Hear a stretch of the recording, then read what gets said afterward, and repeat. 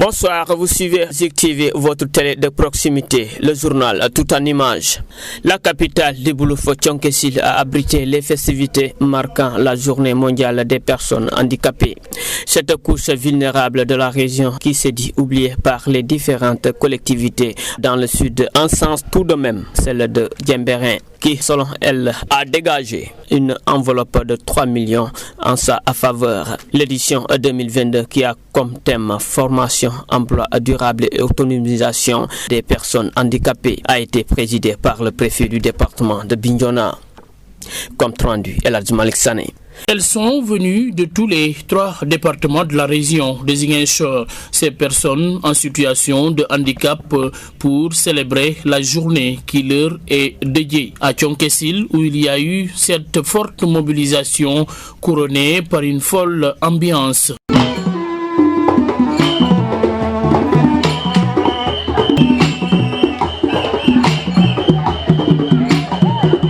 Le président de l'association des personnes vivant avec un handicap en a profité pour étaler les principales difficultés rencontrées par leur couche.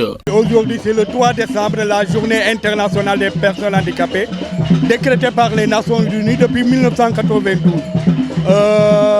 Donc cette année, la journée mondiale a pour thème formation, emploi durable, mais également autonomisation des personnes handicapées.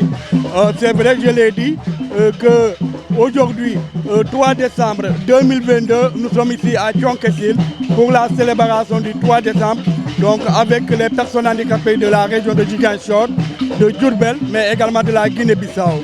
Donc, il faut le dire, c'est vrai que nous ici, au niveau de la région de Ziguinchor, on est 60 000 personnes handicapées. On a le taux de prévalence le plus élevé dans la région, mais malheureusement, on n'est pas accompagné par les autorités. Aujourd'hui, je l'ai dit que la loi d'orientation sociale a été ratifiée depuis 2010. Maintenant, jusqu'à 2010, que 3 décrets seulement que l'État a signés. Mais sur les 3 décrets, l'État a signé que 3 décrets pour les personnes handicapées. Alassane Badiane, dans la foulée, s'est indigné de l'accompagnement jugé très modeste des collectivités territoriales qui, selon lui, ne prévoient rien dans leur budget pour les couches vulnérables.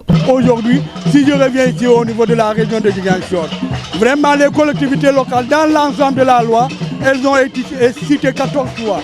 Mais malheureusement, les collectivités locales n'accompagnent pas du tout les personnes handicapées sur tous les plans. C'est la collectivité locale de Diembéring. Aujourd'hui, cette collectivité, c'est la seule qui accompagne les organisations de personnes handicapées. Chaque année, cette collectivité dégage une enveloppe de 3 millions pour les personnes handicapées. Mais malheureusement, sur les 31 collectivités, qu'une seule collectivité qui fait des efforts pour les personnes handicapées. C'est pour cela, aujourd'hui, il faut que cela cesse ici au niveau de la région de Ziguinchor. C'est vrai, on est en train de dire, on a fait d'ailleurs une tournée au niveau régional. On a été voir toutes les collectivités locales, tous les maires.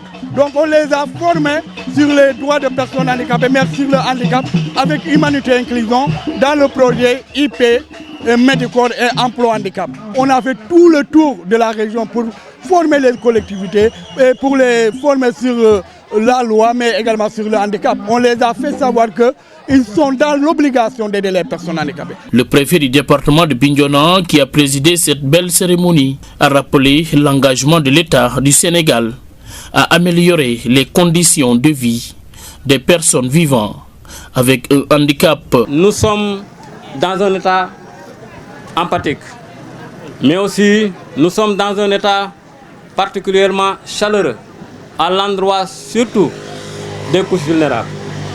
Et pour cela, l'administration que je dirige et l'orientation que je vais donner à mes services, à mes collaborateurs, c'est d'être particulièrement à vos côtés, à votre écoute, mais surtout à accompagner et à encadrer, pour vous permettre non seulement d'améliorer considérablement vos conditions de vie, mais également de pouvoir réussir et de réussir le pari de votre autonomisation.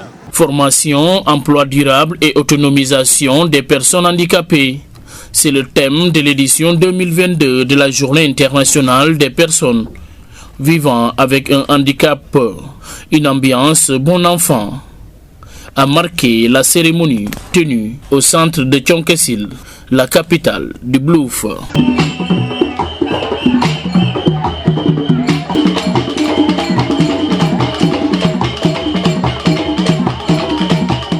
Le président du conseil départemental de Bignona, en sa qualité d'élu local présent à Thionck-Essyl, lors de cette cérémonie, a apporté une réponse aux interpellations et indignations des personnes vivant avec handicap, non sans féliciter la mairie de Diembéring pour les efforts consentis pour accompagner cette couche de la population.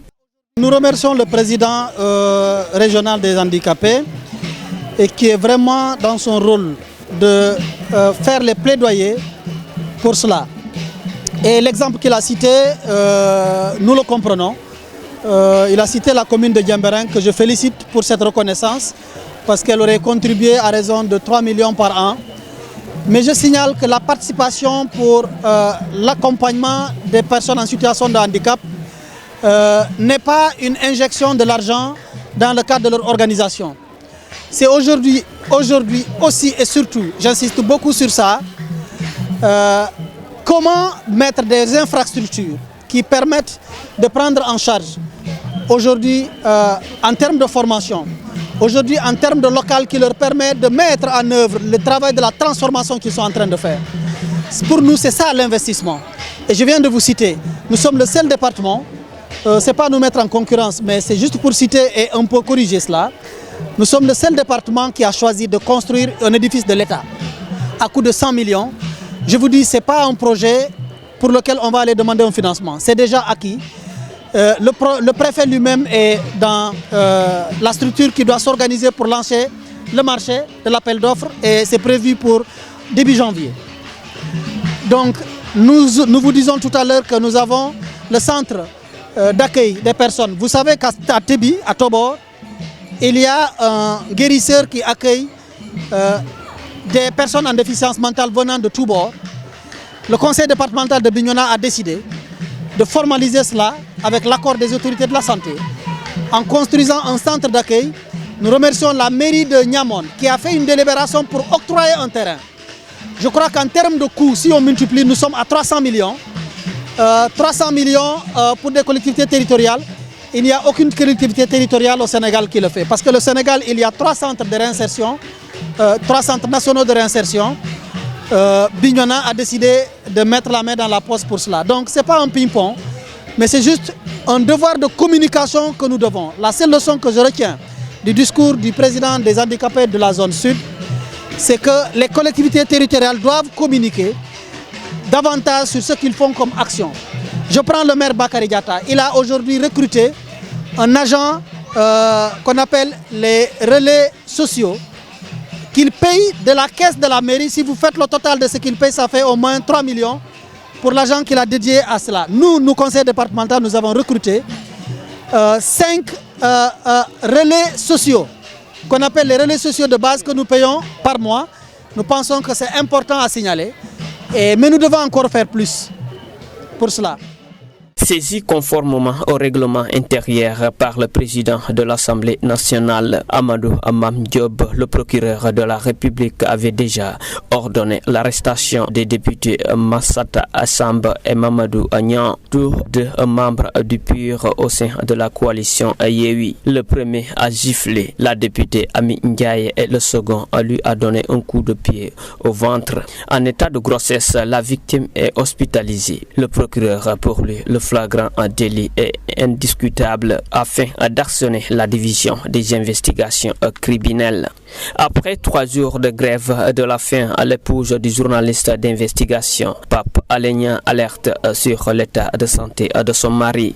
Selon elle, son mari souffre gravement. Par conséquent, elle invite les autorités à prendre des mesures pour éviter le pire. Nous informons l'opinion nationale et internationale et avisons les autorités de la nécessité de prendre toutes les dispositions afin d'éviter l'irréparable, a fait savoir l'épouse du journaliste Pape Alé Niang. Nous passons à l'actualité sur l'international.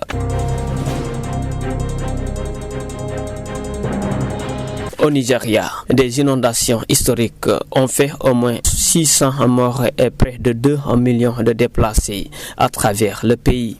En se retirant, l'eau a laissé des habitants désemparés, des camps dévastés et des routes complètement détruites. Cette catastrophe naturelle de grande ampleur porte un nouveau coup à l'économie déjà fort mal en point. En Syrie, pour terminer, un manifestant et un policier ont été tués et 4 autres personnes blessées dimanche dans la ville de Soussida, dans le sud du pays. Les forces de sécurité ont ouvert le feu sur des manifestants qui protestaient contre la dégradation de leurs conditions de vie. La télévision d'État a parlé d'actes de vandalisme contre les bâtiments publics. L'actualité sportive, le Sénégal a été éliminé en 8e de finale de la Coupe du monde de football par une équipe d'Angleterre assise offensivement. Le score est lourd, 3-0. Une équipe méconnaissable au regard de ce qu'elle proposait comme jeu. L'Angleterre était supérieure au Sénégal selon Khadim Kouli, entraîneur de l'Olympique de Ziguinchor. Il intervenait dans l'édition spéciale sur ce match animé par El Hadji Malick Sané. Bon, avec beaucoup de compréhension, parce qu'en football, il y a des jours avec et il y a des jours sans. Aujourd'hui, on n'a pas reconnu notre équipe nationale parce que on est tombé avec une équipe d'Angleterre plus fort que nous, avec des joueurs qui avaient beaucoup plus de compétition que nos joueurs. Les poulains d'Aliou Cissé n'ont pas démérité. Mais d'entrée, on avait vu une équipe du Sénégal motivée, bien en place. Jusqu'à la 37e minute, on avait même le jeu à notre compte avec des jeux de positionnement, des harcèlements sur le porteur de balle. Et malheureusement, en haute compétition, il y a des erreurs qui se payent cash. C'est ça qui nous a un peu fatigués. On a pris un but en cours de jeu. Mais les poulains d'Aliou Cissé ne doivent pas décourager parce qu'aujourd'hui, on a perdu face à une équipe anglaise plus forte que nous. Ils étaient plus engagés, plus motivés. Alors, coach, le score jamais enregistré en match officiel sous l'ère Aliou Cissé en haute compétition comme celle-là, 3-0, cela montre à suffisance la grandeur de l'Angleterre sur le Sénégal. Effectivement, Elage, parce qu'aujourd'hui, c'est la compétition qui a fait la différence. Et j'ai même aussi enregistré le manque d'expérience de certains de nos joueurs. Parce qu'aujourd'hui, on ne dira pas que Aliou Cissé ne nous a pas mis le bon 11 de départ. Parce qu'aujourd'hui, il a mis les joueurs qu'il faut à la place qu'il faut. Les 11 de départ que moi, personnellement, j'attendais, ce sont ces mêmes 11 de départ que j'ai mis maintenant. L'erreur qu'on a commise, c'est qu'on a laissé trop d'espace derrière aux Anglais. Parce que d'entrée, il fallait attendre faire un bloc médian, pas trop bas, attendre les Anglais, coulisser côté ballon, procéder par des contres ou par des attaques rapides, utiliser la vitesse d'Ismaël Assar et la vitesse de Krépin Diatta. Mais malheureusement, à un moment donné, on voyait les poulains d'Aliou Cissé trop haut, faire un pressing haut, et c'était ça qui a fait la différence. Parce que l'équipe anglaise, il joue sur les côtés. L'équipe sénégalaise l'avait très bien compris. Ils ont bloqué les couloirs en première mi-temps jusqu'à la 37e minute de jeu. C'est là où on a commis les erreurs qu'il ne fallait pas commettre. On a laissé de l'espace derrière et malheureusement, on a pris des buts qu'il ne fallait pas prendre. Voici les résultats des matchs qui se sont joués hier. La France a battu la Pologne par 3-1. L'Angleterre bat le Sénégal par 3-0. Au programme ce soir à 15h, le Japon joue contre la Croatie.